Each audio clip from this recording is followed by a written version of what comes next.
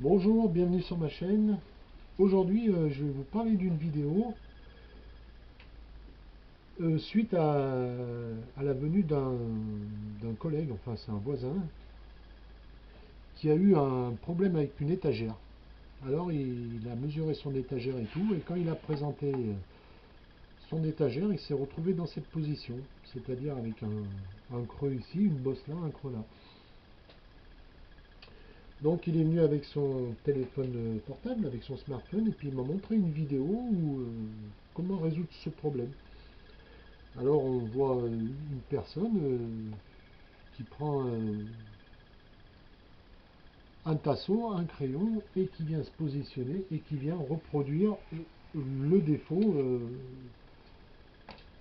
Et il met un coup de scie sauteuse et il représente ça. Moi je l'ai coupé avant et ça tombe juste. Et lui, trois fois après, ça tombait pas juste. Comme ici, ça tombe pas juste. J'ai un défaut là, j'ai un défaut là, j'ai un défaut ici et ici. Que je peux reprendre avec une cale, hein, c'est pas le problème. Hein. Mais il me dit ça tombe pas juste. Bah je lui dis non, ça tombe pas juste. Parce que déjà quand on prend une scie sauteuse et qu'on coupe 50 cm comme ça, la malvée à la scie sauteuse, déjà sur une. On peut même pas prendre un guide puisque on suit une courbe. Si tu présentes ton truc et que ça tombe juste, eh ben c'est un coup de chance. Donc moi je viens de là et après ma coupe, là c'est une coupe brute, j'ai pas retouché, eh ben je me retrouve là. Ben, c'est pas mal, hein, j'ai bien réduit le défaut. Bon là ce matin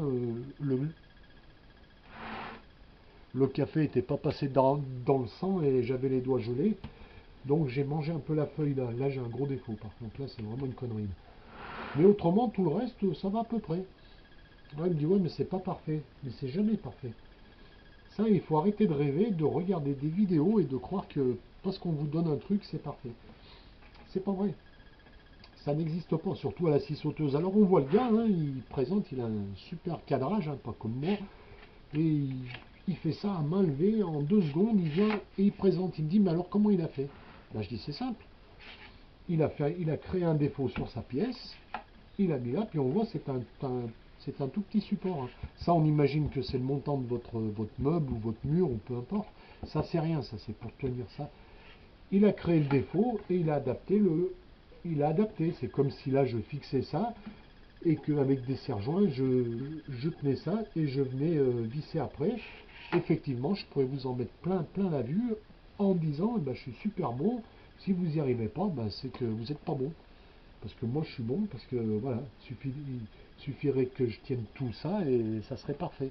Mais c'est pas la réalité. Il faut savoir, quand on montre quelque chose, il faut montrer aussi le côté obscur du bricolage. Et le côté obscur, eh ben, il est ici. J'ai fait tout ce qu'il a fallu, hop, j'ai bien tracé, tout, j'ai suivi sur 50 cm de courbe, ah, je me retrouve encore avec des défauts. Mais par rapport au point de départ, eh ben, je suis super bien. Là, j'ai plus grand chose.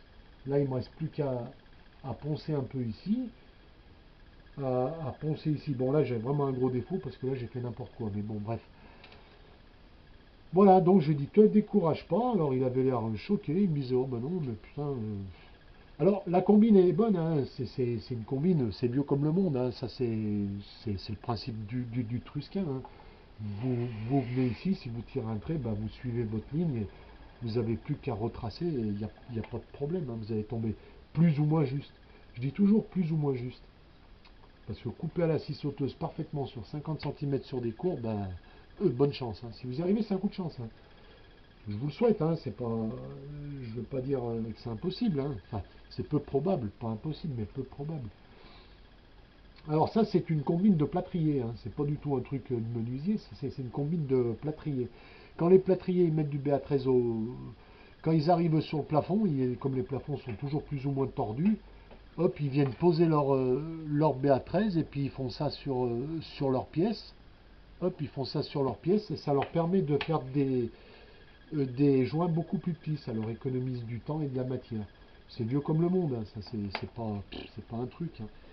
Mais voilà, donc il faut être honnête intellectuellement et dire non, ça tombera pas juste, il va falloir que je reprenne. Voilà, c'est une toute petite vidéo, hein, il m'a donné de l'affaire. Parce qu'il s'est pris la tête, il s'est repris à 3 fois, et 3 fois il a fait son traçage, et 3 fois ça tombait pas juste. Alors c'est pas qu'il a 2 mains gauches, c'est que ça peut pas tomber juste. Il suffit d'une respiration un peu plus accentuée, que vous tombez sur un nœud, que la machine elle dévie un peu de pas grand chose, hein, de 5 dixièmes, ça y est, vous avez un défaut, hein. Donc après il faut regarder où ça touche, corriger, mais même là, même moi qui ai fait une grosse connerie là, parce que ce matin j'avais pas les yeux en face des trous, hein, là il y a grave, hein. Là c'est une catastrophe, hein. Là, si vraiment ça devait être un montage de meubles, il faudrait que je remaquille, hein. Mais bon, c'était pas le propos. Il faut montrer, quand on montre quelque chose à la vidéo, il faut montrer le côté obscur, hein. Il n'y a pas de truc, hein. Il y a pas de... Quand vous allez à la foire, vous achetez un éplucheur à légumes. Alors le mec il vous fait sa démonstration, il vous épluche une patate, une carotte, il vous fait une julienne de légumes, ça marche super bien, vous avez envie de l'acheter, vous rentrez chez vous, ça marche pas. C'est normal. Une présentation n'est pas une fin en soi. Une présentation reste une présentation. Moi, je dis toujours, quand je fais une vidéo, je donne l'idée et c'est à vous c'est aux gens selon leur matériel, votre matériel n'est pas le mien, ma dextérité n'est pas la vôtre, mon bois n'est pas le vôtre, donc vous n'y arriverez jamais. Si vous voulez reproduire ce que je fais, vous n'y arriverez pas.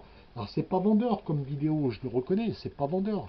J'aurais pu moi aussi j'aurais pu prendre ma pièce, lui faire une jolie galbe, comme je disais, foutre des serre-joints, et puis ça fait le buzz, hein, c'est super, le mec il bosse bien, mon ego surdimensionné est flatté, et je suis content de moi, et c'est de l'escroquerie, moi j'aime pas être pris pour un con, et j'aime pas prendre les gens pour des cons non plus, alors je ferai jamais le buzz, et je m'en fous, hein, de toute façon, même si ça aide une seule personne, je suis content, comme je disais l'autre jour, sur une autre vidéo, je travaille pas en ce moment, ça m'amuse de faire ça, voilà, et quand je dis ça à mon collègue, il est outré, il me dit non, ça marche pas comme ça. Si, ça marche comme ça, c'est comme ça que ça marche. Les professionnels font comme ça, quand ils ont un jour, ben, ils balancent un coup de maillet derrière, ils mettent une cheville, ils se démerdent. Il me dit, ah, mais dans le temps, ils faisaient des meubles parfaits. Non, non, ça c'est faux. Ça c'est qu'une idée qu'on a. Il n'y a pas de meuble pas parfait. Avant, le mec qui montait un meuble, il me dit, ouais, il faisait des commodes ventrues, c'était précis. Oui, mais attention, ils étaient 28 à faire le meuble, hein. T'en as un qui coupait l'arbre, l'autre il délinguait la pièce, l'autre il rabotait, l'autre il faisait ci. Chacun avait une spécialité bien spécifique. Ils mettaient 6 mois à faire un meuble, parce que s'il y avait un défaut, bah, le roi il coupait la tête, hein. Non, mais voilà, non, mais là j'exagère un peu. Mais, mais c'est comme ça. Maintenant, si on peut faire du travail ultra précis, mais bon, il faut voir ce qu'on veut. Si on veut une étagère dans un couloir et qu'on s'amuse à planer. Moi, j'ai un pote, sa femme lui a demandé de refaire la cuisine. Ça fait 3 ans qu'il est dessus. Ils vivent sur des tréteaux. Les casseroles et les assiettes sont sur des tréteaux. Il me dit, moi, je veux faire ça à l'ancienne, à la cheville et tout le bordel. Mais tu n'y arriveras jamais. Je veux pas te désespérer, mais je le désespère pas, mais il n'y arrivera jamais. S'il voit ma vidéo, il va se sentir visé, mais il n'y arrivera jamais. On travaille plus comme avant. Avant, ils étaient 25 à faire un meuble. Il y avait le pré-apprenti, il y avait l'apprenti, l'ouvrier, le second de lui, le troisième de l'autre. Ils étaient 25 à faire un meuble. Chaque étape était faite par une personne différente. Là, c'est plus pareil. On est tout seul dans son machin, on coupe, on n'y connaît rien. J'ai un pote, le pote là pour sa cuisine, il est charcutier traiteur. Qu'est-ce qu'il veut faire du meuble à l'ancienne? Il se fout de la gueule du monde. Allez, j'arrête de râler. À plus.